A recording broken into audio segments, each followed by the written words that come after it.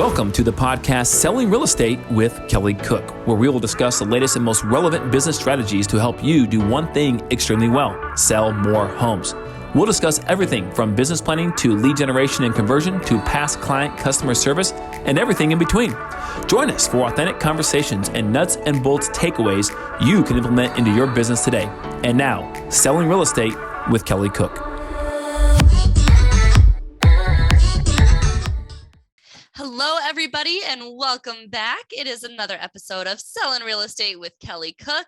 Kelly, how are you doing today? I'm doing great, Elizabeth. Back in the saddle, feeling good. It's always good to be here with you and to drop some knowledge and talk about what's going on in the industry, current events, things that are very applicable to all the real estate professionals' businesses. And so this will be a good one today.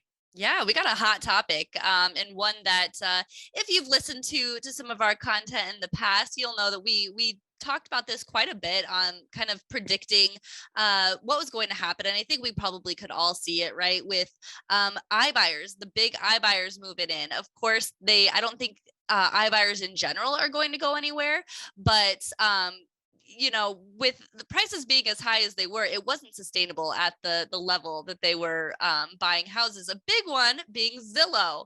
And yes. Zillow has decided, of course, we all know the name Zillow. It's, love it or hate it. They're, I think they are here to stay, but they will no longer be buying real estate like they have been over the past year or so. I think maybe about a year, maybe 18 months, kind of around start of the pandemic is when they really went hard on the iBuying, and they have decided to shut it down. So Kelly, let's talk a little bit about what that means about, the state of the market and what that could mean for the future of iBuying, and maybe how this is, I don't know, is it a win? Is it a loss? What's the effects for real estate agents?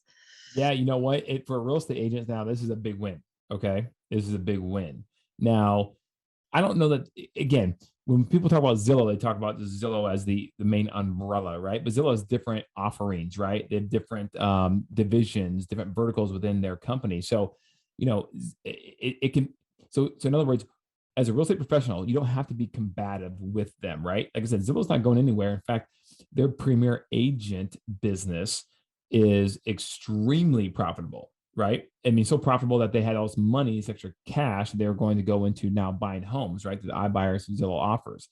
So Zillow does a very good job on some of their business models, like Premier Agent. And now, in certain markets like in Phoenix, the Flex program, right? Phoenix, Atlanta, et cetera. So, it's hard to fault them on just being, or being combative with them. Like, yeah. Oh my goodness. And listen, and it's a lot of proud of jealousy, right? We'd all love to be our own Zillow, right? Where we have our own personal website where so much traffic comes to that everyone just goes to our website. But unfortunately, for real estate agents, that's not the case because Zillow spent, billions of dollars in advertising over the past several decades or so. And so now all the eyeballs, most of the eyeballs go there. But when it comes to this iBuying aspect, I do believe it's a big win for the real estate agent because right now, not right now, but even in the past, real estate professionals can provide and do provide a service that ultimately does help the homeowner, right? There is no reason why a real estate agent who may have zero money, but can provide value because they're smart, they care, they're intelligent, they're going to negotiate, why they can't also provide an option like Zillow offers or iBuying provides, right? They have somebody they know that could, an investor, they could go Google, they could find investment money somewhere to provide a cash offer to a seller if that person said that's what they want to do, right? But the problem is, Elizabeth, we've been trained for so many years, right? Real estate professionals that we take a listing, we sell it traditionally. That's what we do.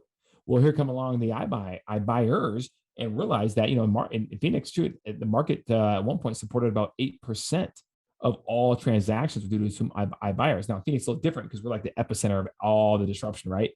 But it was, it kind of stalemated around 8%, right? It couldn't really take any more market share, but that's still a large segment of the market, right? So there are a huge segment of people. What they proved is that there's a huge segment of people out there that do value convenience over money. right? So Yeah, it takes now a lot of work. I mean, we've talked about that in previous episodes too. It takes a lot of work to get your home ready to list if you want to get top dollar. Some people would just rather not deal with any of that. I mean, that's I right. get it. Which is crazy because you and I sit there and go, well, hold on. If you can make $25,000 more dollars, why in the world would you leave that on the table, right? For a little bit of work of getting your house Right. ready, Yeah, but for some And people, the time is money. I mean, time is money. That's right. And for a lot of people, a much bigger segment than what, all of us in the real estate profession, real estate industry thought, right? Before they came along. So now you have Zillow who comes in here and they are now not they at first they announced they were ceasing, right? Stopping buying homes the rest of the year. Okay. Then about a week later, they came out saying they are done. They're folding their iBuyer program and they're no longer purchasing any more properties, right? Like they're done. And part of the problem is they started buying too many properties at too high prices and they got caught, right? And they realized the amount of losses they had on their books was only going to get worse as you move into quarter one, quarter two of 2022. I mean, they bought 3,800 homes alone in the second quarter, 3,800 homes alone in the second quarter of 2021 here, right? And their goal, their CEO mentioned, prior to that, their goal was to try to get to buying 5,000 homes a quarter, right? And how fast can they get there? Well, they got there pretty fast, but the problem along the way is they didn't plan well enough and they overpaid for too many assets and they started to lose money. Now, what's interesting is if you read an article by Brian Barrett, the CEO of OfferPad, after Zillow came out and announced that they're folding their iBuyer division. And by the way, they're laying off like 35% of their workforce, right? Because of this, which is, several thousand people. It's huge. Yeah. Yeah. A lot of people are going to lose their jobs because of this, right?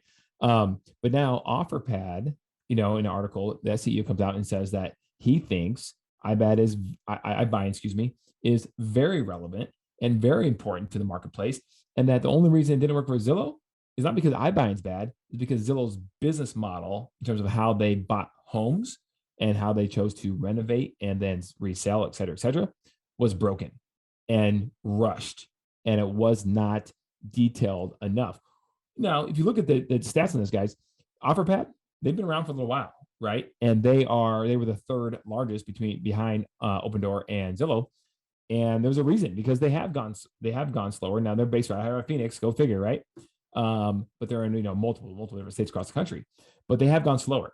And I think there's something to be said about that, where I think he's probably correct. Because I don't see iBuying, unfortunately, going away, right? Because there's that segment of people that do like there's market for it. Yeah.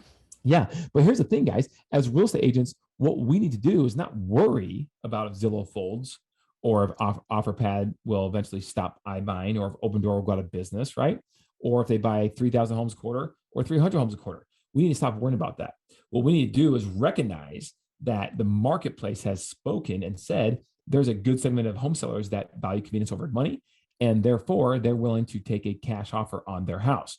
So now, as a real estate agent, how do we provide that value, right? How do we capture that marketplace? How do we become an OfferPad, Opendoor, Zillow Offers, right, for our clients? So we should be walking into every single listing appointment with that in mind, knowing that if the seller says anything or hints towards that, right, after we ask our open-ended questions that we all should be asking at the beginning of a listing appointment, right, and we figure out that they might need to get out of here kind of quick, or they might be in some pain right now financially, or whatever the case may be, then you offer that solution. Well, would a cash offer be great? Because I have an investor, or you yourself be the investor, be the principal, you buy the house, or one of your investors buy the house, right? Well, but Kelly, I don't have the money to buy someone's house cash. Okay, maybe you don't, but I guarantee you, as sure as I say here today, you know someone who does, right? There are so many people out there that do have money that would love to help someone, especially if they're younger, newer, hungry, motivated in the business. They would love to help you out, and they will partner with you 50-50 or some arrangement, and they'll give you the money if you bring the deal, because they can underwrite the deal. If they're not stupid, they'll look at it and go, yeah, it is a good deal if we can buy it at X price, so there'll be an ROI on my money. Great job, great job, Jimmy. Way to get that deal, right? It's out there, guys. I'm telling you right now, iBuyers have proven it. So instead of getting worked up and worrying about what they're doing, just recognize that they've proven that exists in the marketplace. So now go into your listing presentation with armed and ready to go to have one of your solutions be I will buy your house cash, or one of my investors will buy your house cash. You don't need to go to these people, because here's the other thing too, guys. This is something that no one talks about, Elizabeth, is that people, these iBuyers, what they are very good at doing is, first of all, there's a fee, right? So their price is close to market value, say 98% of market value, right? There's still a fee, right? It usually starts at 5%, goes up to 7-8%, i.e. a commission. They call it a service fee. So there's the commission, number one. And number two, when the inspection takes place, 9 times out of 10, they will then find something wrong with the house. Correct. And they don't want you to fix anything. They want a credit. And that credit is usually real hefty, right? Well, the AC works. Yeah, we recognize it works, but it is 13 years old. So it's getting close to its end of lifespan. So we're going to need a $10,000 credit for that, or whatever the case is, right? Then now, because it's been a 10-day inspection period, they drug it out a little bit. The sellers are going, well, they're kind of committed, right, to the process. Like, I don't want to put this thing back on the market. I don't want to, okay, you got me. Here's $10,000 more off my price. And that's what they do a very good job doing. So you have to understand, and people don't understand that that's usually what happens. So as an agent, you have to educate the consumer and the seller regarding that process.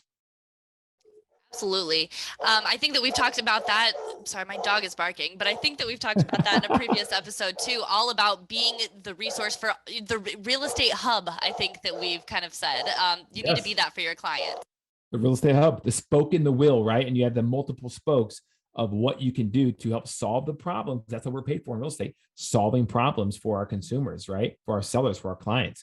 And that's the big thing. And the more complex problems you can solve, the more you're compensated. That's how it works. It's weird how that works that way, but that's how it works. So guys, Zillow's out, big opportunity, right? Open door and OfferPad. Clearly they're going to try to enter in that space and pick up their market share, but there's opportunity there, guys, right? There's opportunity. It knocks.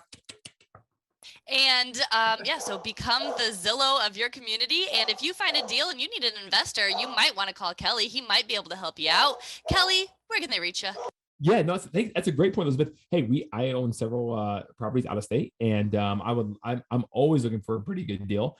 So if you're out of state, love to contact me. I might be that guy that hopefully have the opportunity to maybe partner with you if you have the deal, because I've been doing it 16 years, and I was once in your shoes 16 years ago, right? Or maybe 14 years ago or 13 years ago. So love to reach out to me, guys. Let me know about the deals you have too as well. 480-227-2028. Or you can email at info@kellycookhomes.com.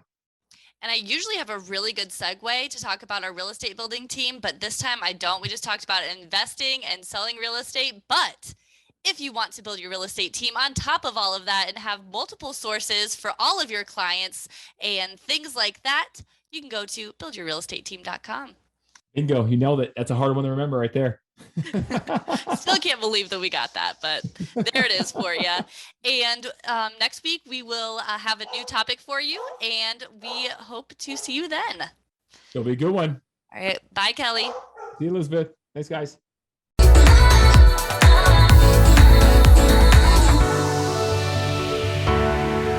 Welcome to the podcast Selling Real Estate with Kelly Cook, where we will discuss the latest and most relevant business strategies to help you do one thing extremely well: sell more homes. We'll discuss everything from business planning to lead generation and conversion to past client customer service and everything in between. Join us for authentic conversations and nuts and bolts takeaways you can implement into your business today. And now, Selling Real Estate with Kelly Cook.